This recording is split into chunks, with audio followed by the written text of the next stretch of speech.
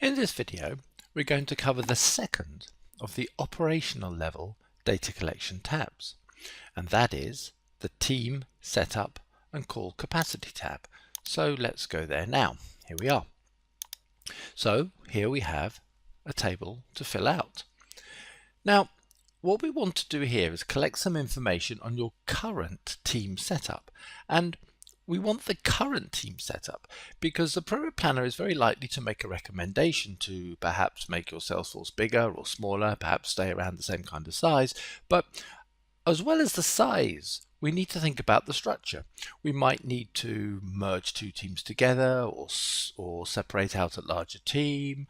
We might need to take a team out altogether or add a brand new one in. So in any of those situations, we need to understand what your initial current team setup is so that we minimize any kind of disruption that any Salesforce structure change might make. So this is where we collect that information, how your current team is set up.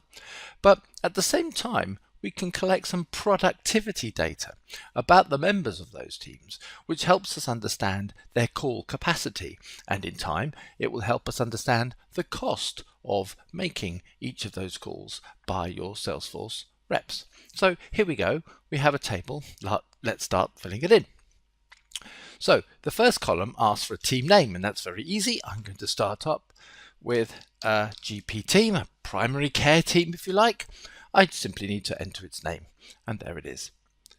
The next column is asking for days in the field per year. Now, all of these columns are very well explained here in the what's required section. If you look down a little bit, the team name, the days in the field per year, the calls per day, etc., etc., all the definitions for what's required in all the columns are all there for you to read. But we'll go through them one by one. So what we need to know here is typically in a year, how many of those days is a member of this GP team likely to be available to work in the field doing their selling? So selling days, if you like. So there are 365 days in a year, there's 52 weekends, so that's 104 weekend days. They definitely won't be working. They'd probably have some holidays, could be 3, 4, 5, 6 weeks. They might have training days to attend. They might have team meeting days to do, all those kinds of things. So all of those things need to be excluded. We only want the number here to represent those days that they are actually available to do detailing. So I'm going to put in a number here, which is going to be 172 days per year. Now, it's unlikely that your number is going to be more than about 220, 230. That would be really quite high. But it's also not very likely that this number will be less than, say, 150. That would be quite low productivity. So 170, that's somewhere near the lower end of the scale. So the next thing we want to understand is, on one of these days, how many calls, how many visits to, in this case, a GP, is one of these members likely to be able to perform? Are they going to make 2 calls a day, 3 calls a day, 10 calls a day, 50 calls a day? What are they going to do?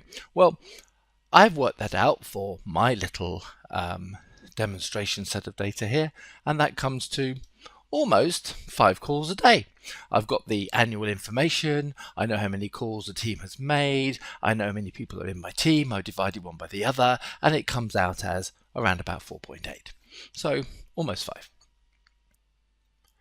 Now the next column is the fully loaded cost per rep, and you may remember from the strategic level tabs we filled in earlier, here we go, the cost per rep, there is some information here that tells you exactly how to calculate the fully loaded cost per rep. And it's exactly that same calculation that we need you to do here, but this time for this team only.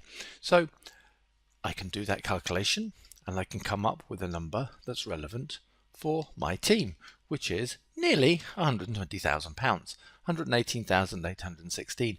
Now, This number varies a lot between different markets. It could be as low as 60, 70,000.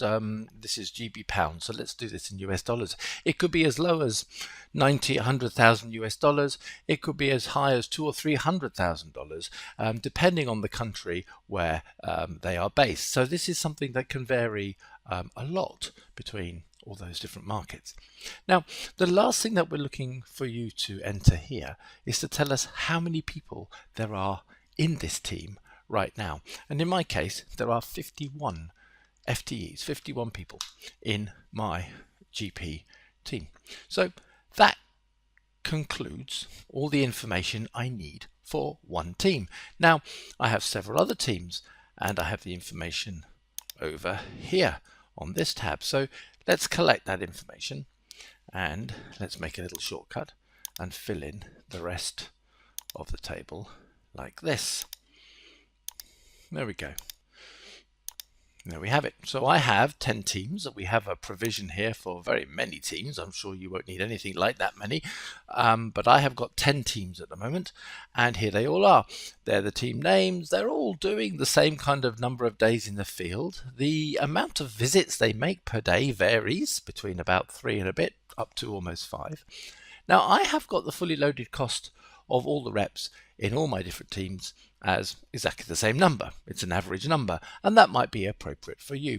But do remember, you may have, say, a GP team with a cost of 120, but your other specialist teams may cost you that much more because maybe they have a higher salary, maybe they have higher bonuses and that kind of thing, because they are more important to you for driving your sales. So if there are differences between the costs of reps in one team and another, we would like to see that reflected here. And one good example of that would be if I had a contract team. So I'm going to put one in. Here's a contract team. Now they have less meetings than our internal sales reps, so they can do rather more days in the field than our own reps. And they can also do a few more calls per day. So let's put that in as let's put 5.6 in there to denote the fact that they can visit more. They also, however, cost us a little less. So I'm going to put in 101,000 GB pounds in this case. And right now we have a team of 12 of them. So there we go. It's very important that should you have contract teams in place, and if those contract teams are doing any kind of work on the products that you have added to your portfolio, then it's essential that they are included here in this team setup tab. Remember, we are including on your sales forecast tab all of your sales. So it's very important on the team setup tab to include all of those people that are helping to promote. So there we have it. We have our complete team set up there. Now do read through all of the information in the what's required section and the tips and hints, and we invite you to look carefully at the last section here where it talks about quality control. Now what the quality control section is trying to do in this template is make sure that information that you provide on one tab is consistent with data that you provided on a different tab, so we don't have any conflicts there. And one of the things that we're checking here, you can see right up here, is the number of reps in the team setup. So if I look where I was, here we are, number of reps in the team, I provided that information, and in total it adds up to 246. And I have said for the moment that the FTE plan for 2019 adds up to 234. So there's clearly a discrepancy here. There's 12 difference. Well, of course there's 12 difference because I added a contract team with 12 people in, and for some reason it seems I have missed that out on my Salesforce FTE plan, and that I should not do. So what I'm going to have to do in my case is revise all of these numbers here on my Salesforce FTE plan to include the FTE effort that is represented by my contract team. So here we are. We have a situation where the quality control check has alerted us to the fact that we have a difference and things are not quite right, and I now have something to do. So I can go ahead and do that off the camera. But it's very important that this information here is consistent with the information that we've provided before. So that's it. That's the team setup and call capacity tab.